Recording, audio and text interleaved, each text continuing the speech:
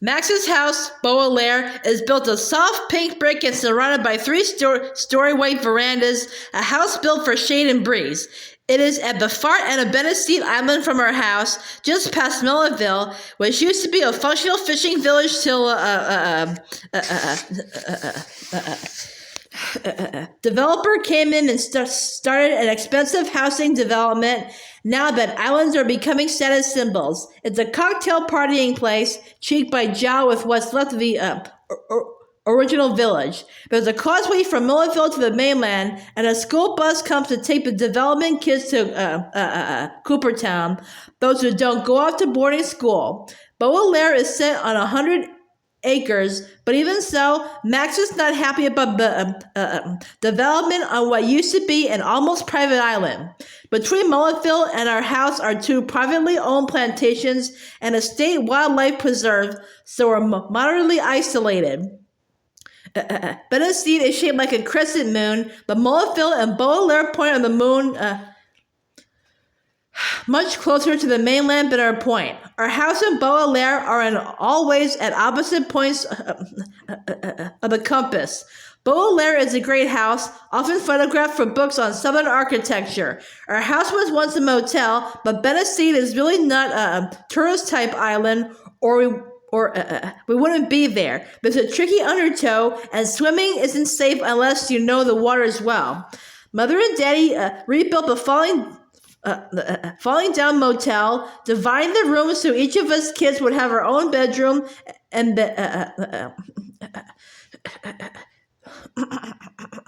there'd be a few extra for the uncles and aunts and other visitors. Mother and Daddy's bedroom was what had originally been the office and lobby, with a big screen porch off it facing the ocean.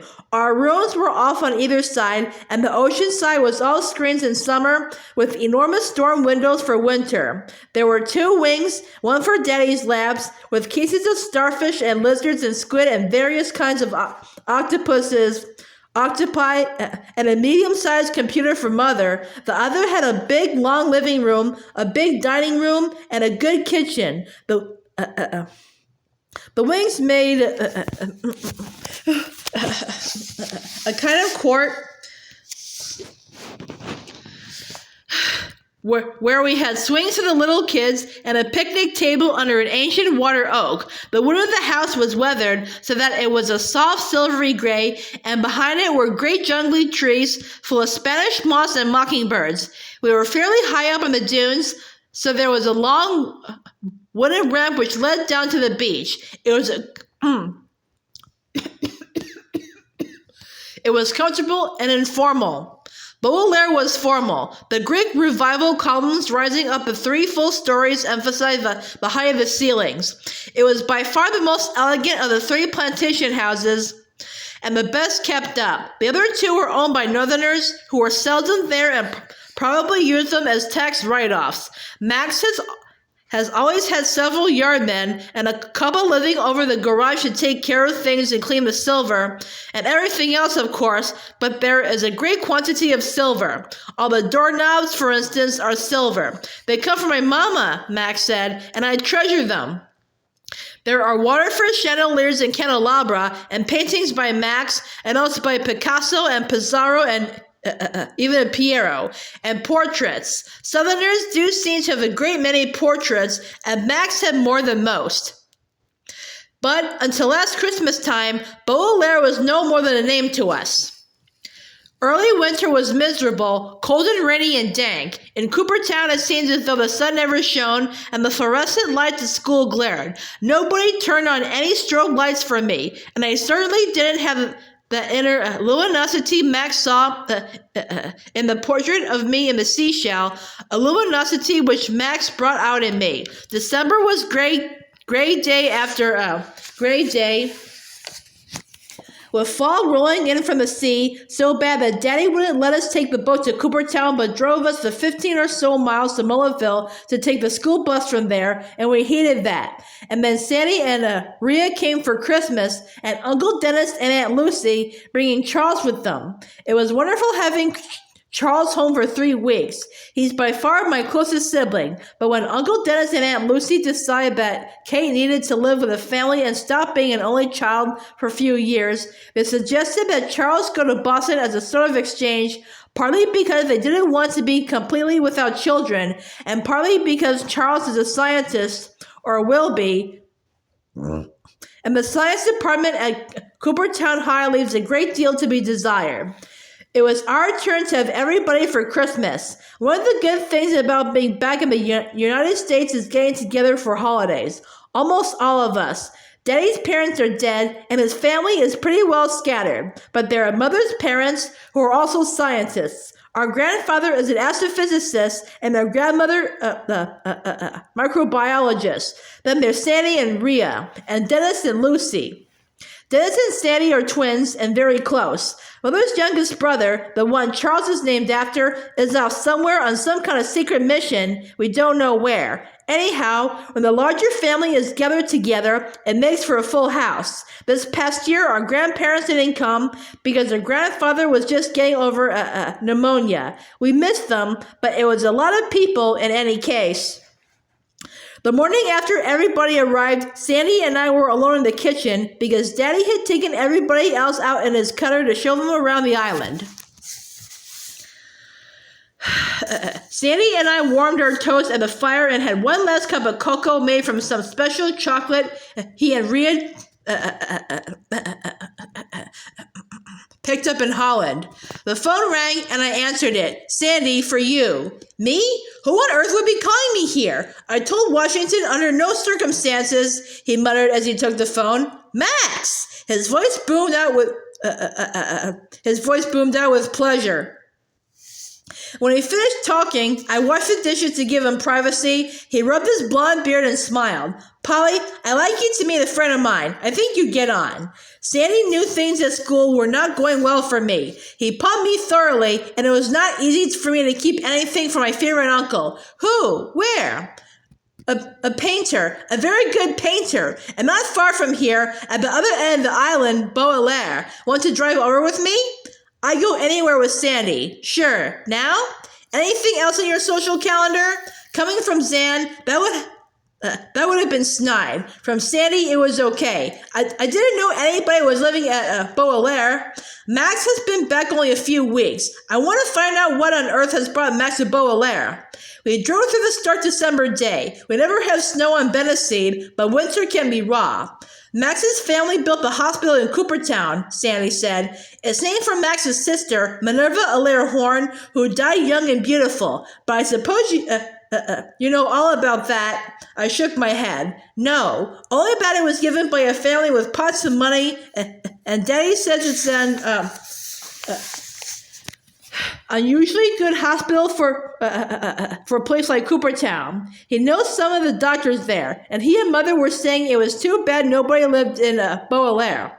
Max has had it kept up. The land is rented for cotton, and there are gardeners and 2 old-time Southern faithful retainers, Nettie and Ovid, like characters out of a movie.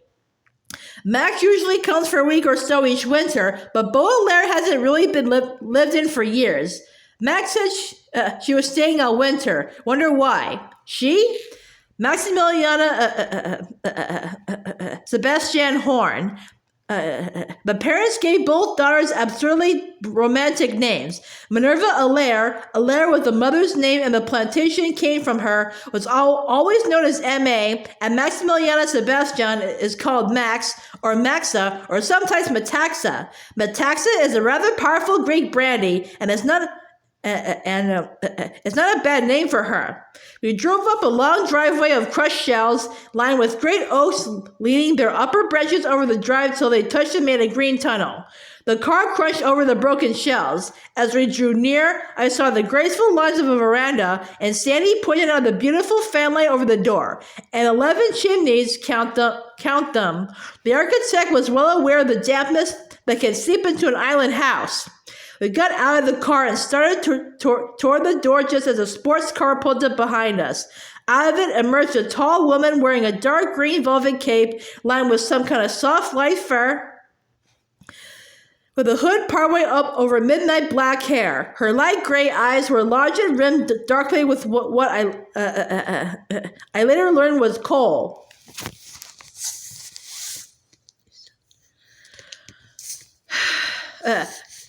Good enough for Isaac Denison, good enough for me. Isaac Denison was a Danish writer who used to be famous, and Max said that the wheel would turn and she'd come into her own again.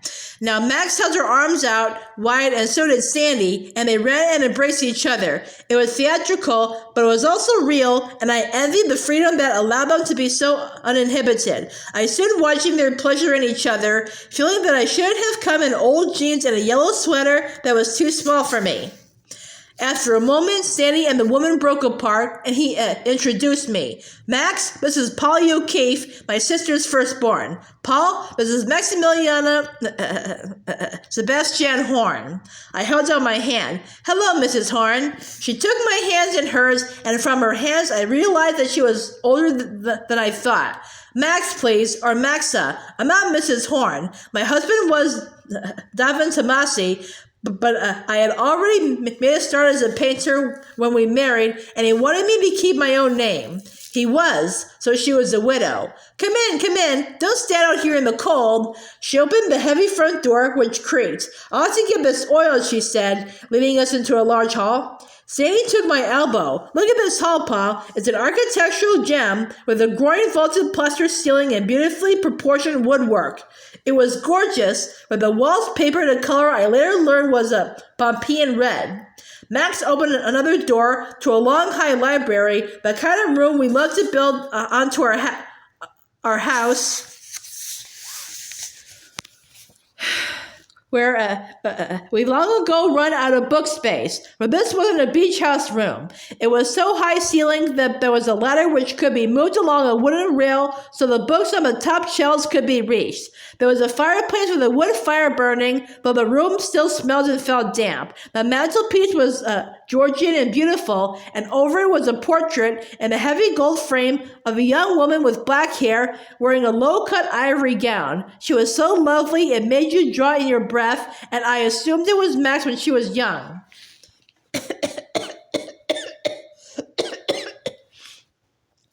Max took off her cloak and flung it over a mahogany and red velvet sofa that went to the wall near the fireplace and pulled on a long embroidered piece of cloth, a bell pull.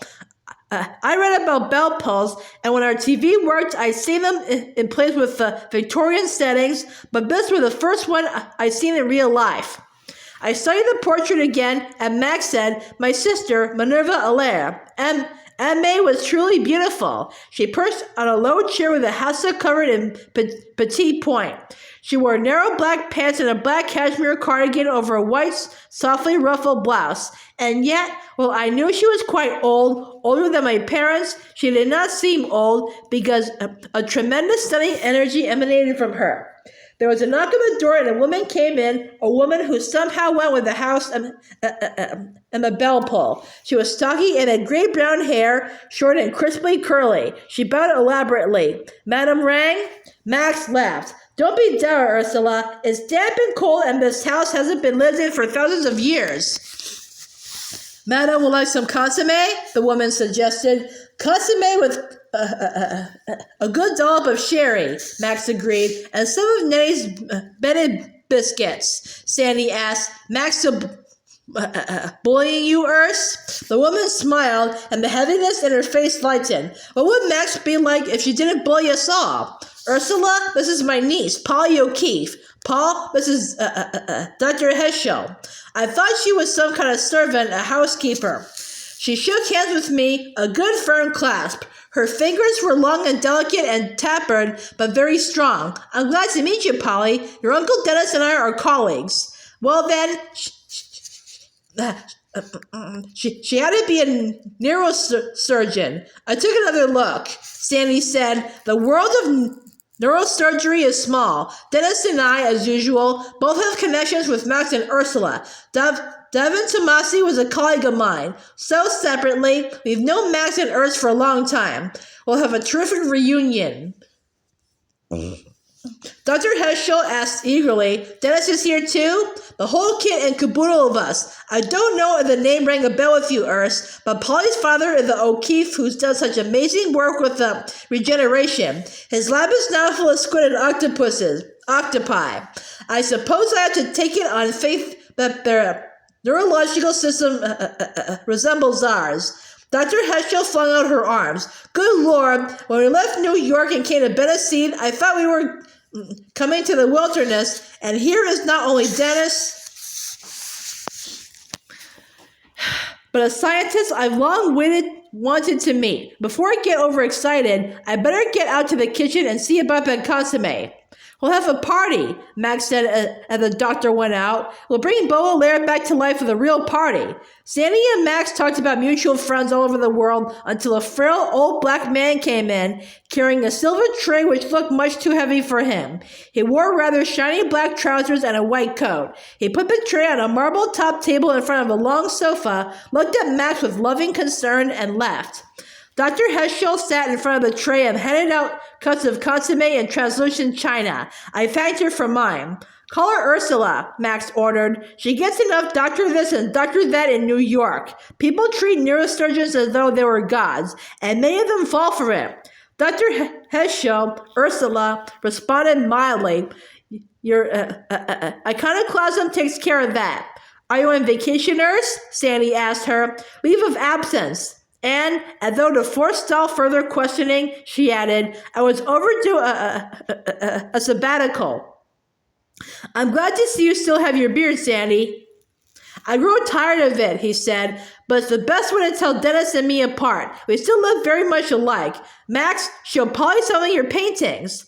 Max shrugged so that her thin shoulder blades showed sharply under the cashmere. It looked to me as though she needed a doctor handy, though an internist would likely have been more help than a neurosurgeon. Most of my best stuff is in museums or private collections, Max said. Contrary to opinion, I do have to earn a living. Emme's untimely death caused my father to start a hospital in her memory, and that's where the money went. Not that I begrudge it. Sandy gave a snort and turned it into a sneeze. You ran through a good bit on your own, Dr. Heschel. Ursula smiled.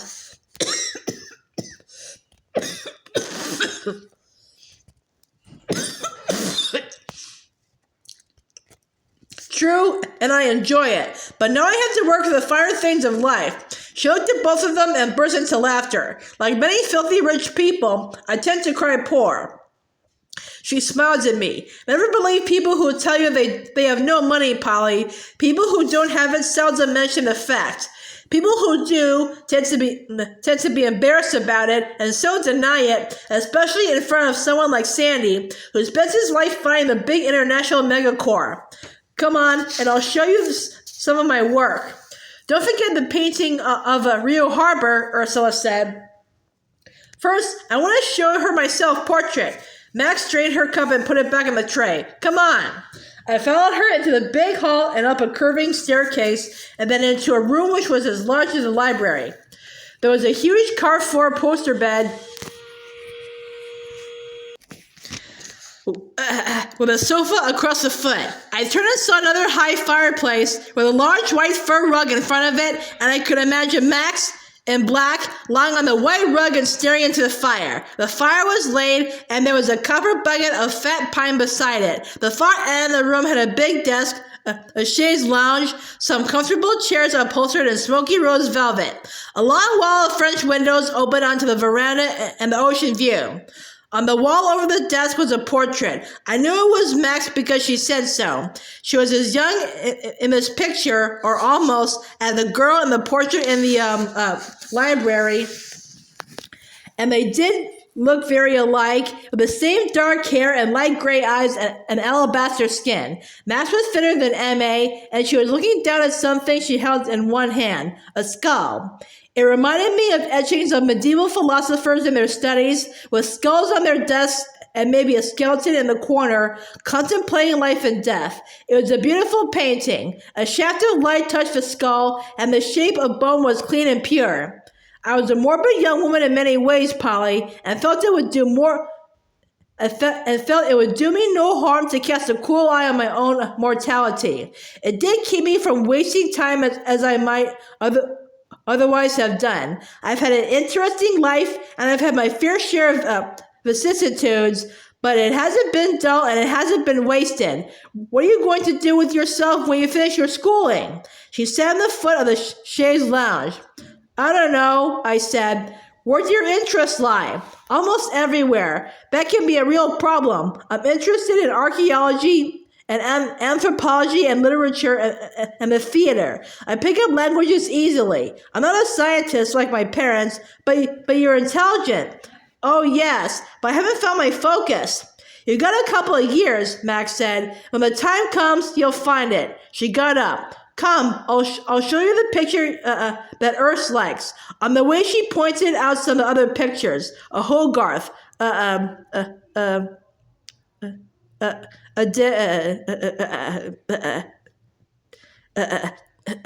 Chirico sketch, a Van Gogh. Fortunately, the Islanders don't know how valuable they are, just Max's junk. Even with Nettie and Ovid living over the garage, we aren't immune to burglars. If I'm short of cash, I sell one of the pictures. I do have very extravagant tastes. The painting of Max was what is called representational.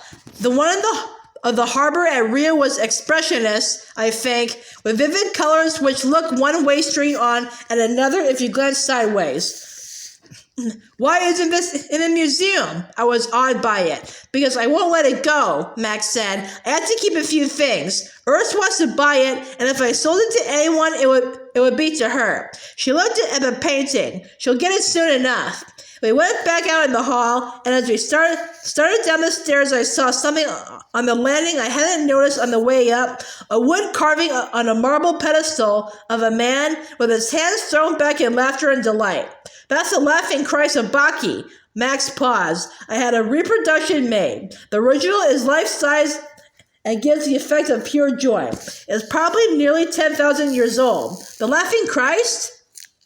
The Bacchaeans simply assumed, when the missionaries told them about the Son of God, that it was their statue, which had never before had a name. Anthropology is one of my hobbies, Polly. Someday I'll show you the sketchbooks I've made on my travels. The statue is one of my most favorite possessions. I love it, I said. Absolutely love it. When we went on downstairs and back to the library, and Max had another cup of consomme, complaining that Nettie hadn't put enough sherry in it. She disapproves. Nettie and Ovid are growing old, and I'd like to get someone to help them, but they won't hear of it. Urs likes to cook, and Nettie and Ovid come in after dinner and do the washing up, and they bring us our breakfast. Nettie is a firm believer in a good breakfast, grits and fried tomatoes and eggs and anything else she thinks she can get me to eat. You could do with a few more pounds, Sandy said. Max sat on a low chair and stretched her legs out to the fire. So you and Rhea are here for Christmas, Sandy? How can you take all those children? Very happily, Sandy said. We'd hoped to have children of our own, but that didn't happen to be possible. Oh, God, Sandy, I'm sorry. Max put her hands to her mouth. It's probably just as well in our line of work, he said. We have to travel too much of the time, and with all our nephews and nieces, we don't do too badly.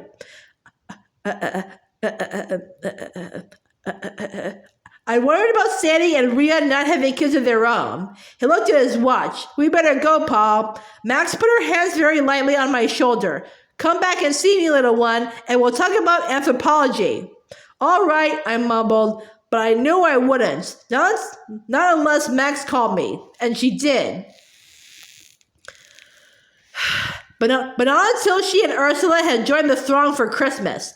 As soon as Mother and Daddy heard that Max and Ursula were at Beaulaire and about the connections with Sandy and Dennis, they invited them for Christmas. Max won't come, Sandy said, but she called and accepted the invitation. So Ursula was someone to talk neurosurgery with. Granted, my Uncle Dennis said, Ursula Heschel has overworked ever since I've known her, but it still seems atypical of her.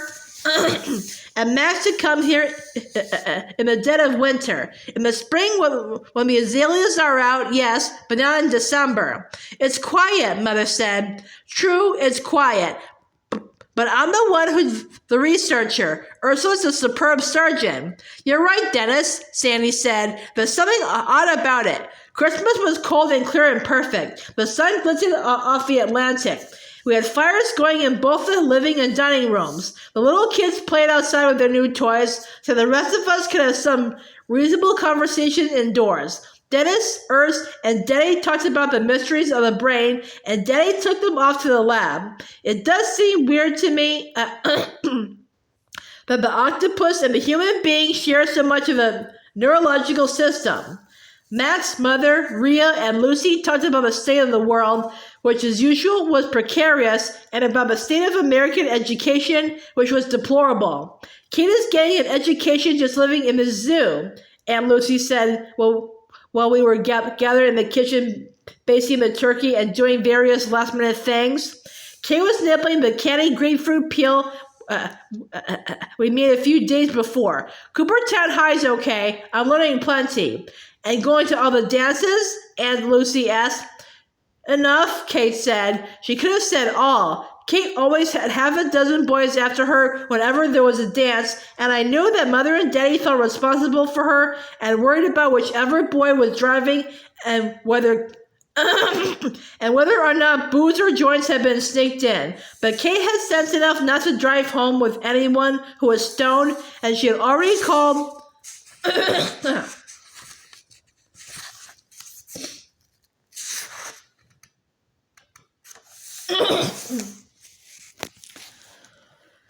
twice to ask someone to come for her, though we didn't tell Lucy and Dennis. If Mother and Daddy worried about Kate being popular and successful, they worried about me being alone too much. It was okay. I didn't want to go. Kate loves parties and dances and barbecues, and she gets bored if she doesn't have a lot to do. Not me.